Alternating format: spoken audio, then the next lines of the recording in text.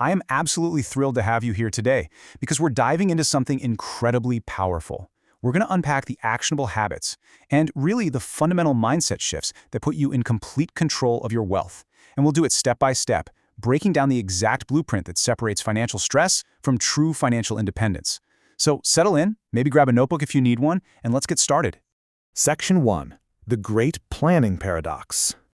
Before we can even talk about building wealth, we really need to talk about a super relatable and maybe slightly humorous reality check regarding our everyday priorities. It's this paradox that almost all of us fall into without even realizing it. Did you know that most people spend way more time planning a vacation than they do planning their money? Seriously, think about that for a second. We'll spend hours, maybe even weeks, reading reviews, comparing flights, booking the absolute perfect hotel, and mapping out a daily itinerary for just a 7-day getaway. But when it comes to mapping out the money that dictates the other 358 days of the year, we just kind of wing it, we hope for the best. If we just redirected a tiny fraction of that vacation planning energy toward planning our finances, well, the results would be absolutely staggering. Section 2. Mastering Small Daily Habits. So we're shifting from that big picture planning paradox directly into the foundational micro actions that actually move the needle. Because the honest truth, sweeping financial overhauls rarely work overnight. It's all about mastering the small stuff. Small daily habits shape your financial future. This is the core philosophy you really need to adopt today.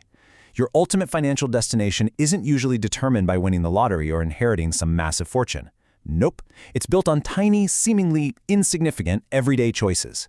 It's the coffee you make at home, the impulse buy you decide to skip, or that automatic transfer you set up. These daily habits are the literal building blocks of wealth. And here is exactly how you execute on that philosophy. Step 1. Save a little each month. Listen, it doesn't have to be a massive percentage of your paycheck right out of the gate. Even a tiny amount makes a difference. Why? Well, that brings us to step 2. It builds discipline and stability over time. The act of saving is basically a muscle. When you execute these 2 really simple steps, you're doing so much more than just putting cash in a bank account. You're building the ultimate foundation for taking control of your personal finances. You are proving to yourself that you actually possess financial discipline. Section 3. Where your cash disappears. Now, even with the absolute best intentions, we often run into a major roadblock, right? Feeling like our money simply vanishes into thin air by the end of the month. So here's the fix. Track your spending for exactly 1 week. That simple act directly exposes exactly where your cash disappears. You don't need a complicated spreadsheet spanning a whole year to start this. Just 7 days of heightened awareness will completely reveal your blind spots. You'll suddenly spot those sneaky subscriptions you totally forgot about, or the minor conveniences that are just quietly draining your accounts. It's basically a quick, high-impact diagnostic test for your wallet. Section 4. Assets versus liabilities. All right, so once you've plugged those leaks, you have to completely change how you view your money. We're elevating the narrative here to the wealthy way of thinking. And honestly, this right here is the ultimate financial insider secret. The rules of the game are actually pretty simple. On one side, we have assets, things that make you money. On the other side, liabilities, things that take your money away. That is it. That's the main dividing line.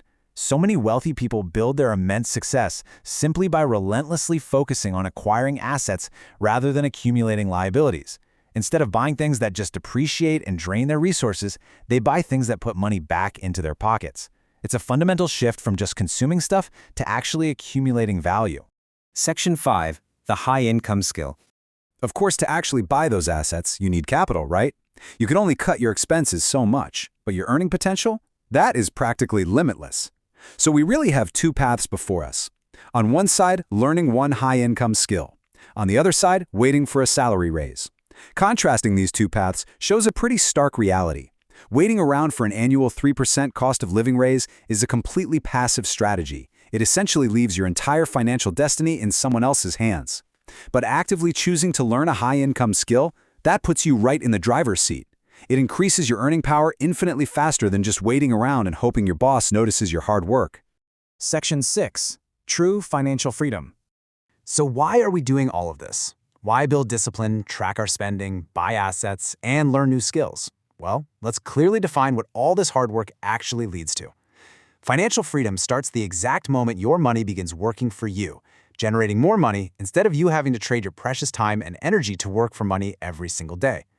You see, it's not about a specific dollar amount in the bank, and it's definitely not about buying flashy things.